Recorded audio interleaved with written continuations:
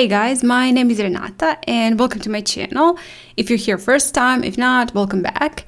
And today I was thinking we could be painting this beautiful loose landscape with some loose tree in a foreground and a beautiful sky in the background. And this will be actually very loose and fine painting, just a little doodling, throwing paint here and there, and I hope you will have fun with me. So let's get to it. I started off with pre-wetting the entire paper, and then I'm picking up some Azure color and just adding it here and there to my sky. I will not paint one exactly same wash, but I will just be tapping in with the tip of my brush and with the belly of my brush the paint, and also picking up some water and diluting the color here and there, and here adding some more of the pigment and there a little bit less pigment. So I do want some diversity in my sky, and the upper part of the sky to be the darkest, so that is the place where I'm adding the most pigment. Now I'm just mixing in some Sepia with Azure to get that beautiful grayish color. This one is not really gray, but just a little bit grayish, just toning down that blue, and then picking up some turquoise blue and adding it below some of my clouds to make it a little bit more diverse and to add a little bit more different colors to it. So this sky is actually very loose, so you can paint your clouds wherever you want. Just keep in mind that the middle part should be a little bit lighter, and here I'm adding just that, again, that grayish color, pretty much watered down, diluted, and not very pigmented, just light wash of that color. Now I'm using olive green to paint in the land, and well, while I was painting the sky, that part of my paper dried pretty much. It's not completely dry, but it's pretty much dried. So this will not be actually painting wet on wet, but wet on dry, using a lot of water in my brush and painting on a dry paper. And also I added to my olive green a little bit of the green to make an impression of some shadows in the grass. And I will not be painting every single grass, but just making the impression that there are some grasses and some diversity in the color of those grasses. Right now, after the paper completely dried, I left it to dry completely, I'm pre-wetting it again, and I'm very much careful not to pick up too much pigment. So I'm starting from the lighter part and going into my darker part. I don't want that paint from the darker part of the sky to go into my lighter sky, so just keep that in mind when pre-wetting again. Just start in a lighter part and then go into your darker parts. Now I'm using mix of turquoise blue and a little bit of green, just a little bit of green, to again add that different color on the lower part of my clouds, because there I want them to be like a little bit illuminated or lightened by that sunset or sun. Maybe sun isn't in that part where I'm painting, maybe it's somewhere else, so it's slightly illuminated by that sun, so it's a little bit lighter, and I think it does give the impression that there is some light hitting that clouds on that part and just making it, well, I guess more diverse, more believable, even though this painting isn't really anything realistic. It's completely loose, but you know, I like that. And with that, I'll finish the sky. I won't be adding anything else to the sky, and I'm going back to the land and to my grass, and again I'm just tapping in the paint here and there, and you can see in the middle part, the darkest part of the grass is where the tree is going to be, and you can see that on the right side on the finished painting that there will be the tree. So I'm painting there the darkest grass, and everywhere else a little bit lighter, because it will look like there is a shadow from the tree on that part of the grass.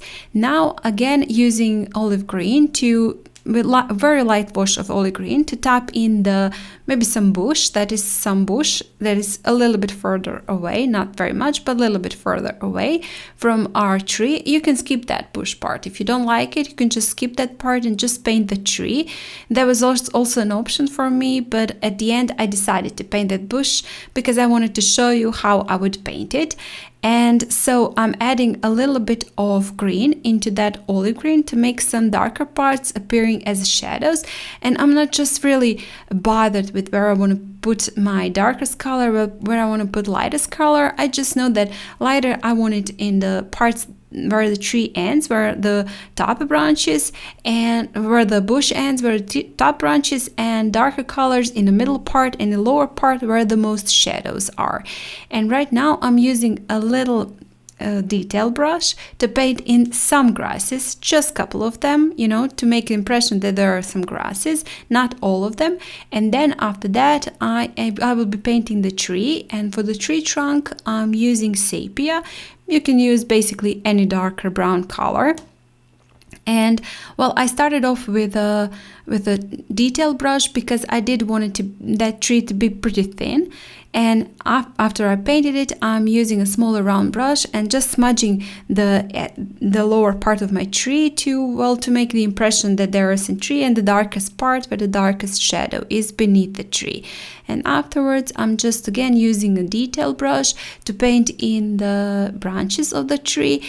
And you know, here you can use also a round brush with a pointy tip.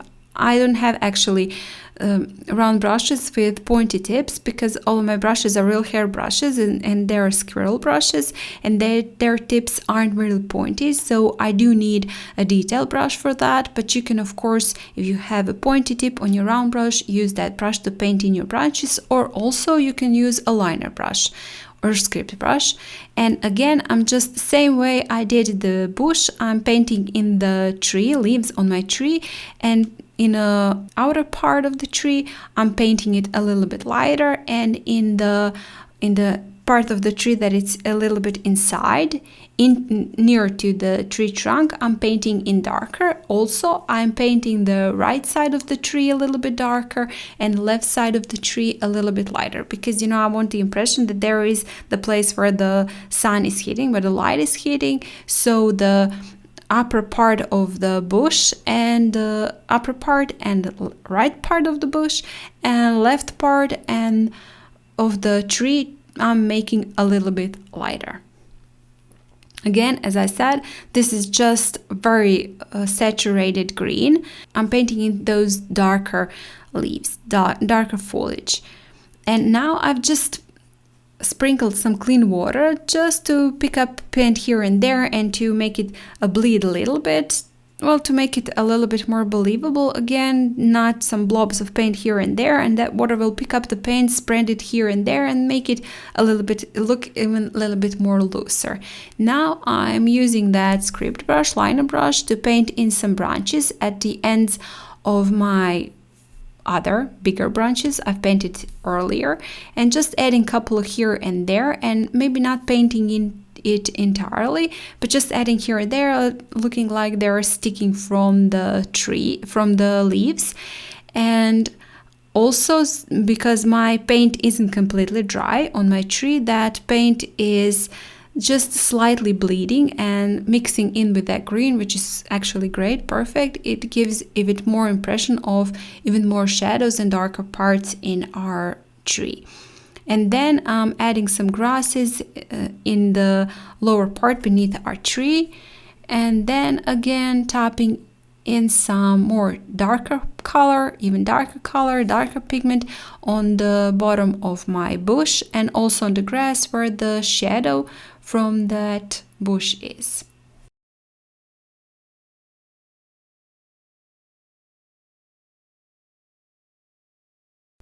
This time I don't really have a lot of water in my brush. It's pretty much dry, has a lot of pigment, but not that much water. And then again, I'm adding some couple of more grasses here and there. And the last thing I will be doing is some sprinkles, of course. I have to do some sprinkles. And this time with white gouache, I'm adding a couple of sprinkles on my grass, making impression there, maybe some little cute small flowers. And with that, I'll be finishing off this painting and of course this video. Thank you guys a lot for watching. I hope it was helpful and I hope you will try this one. And if you like this video, please hit the like button, share it, comment. And if you haven't still, please subscribe to my channel. And without further ado, I hope I'll see you next time. Bye!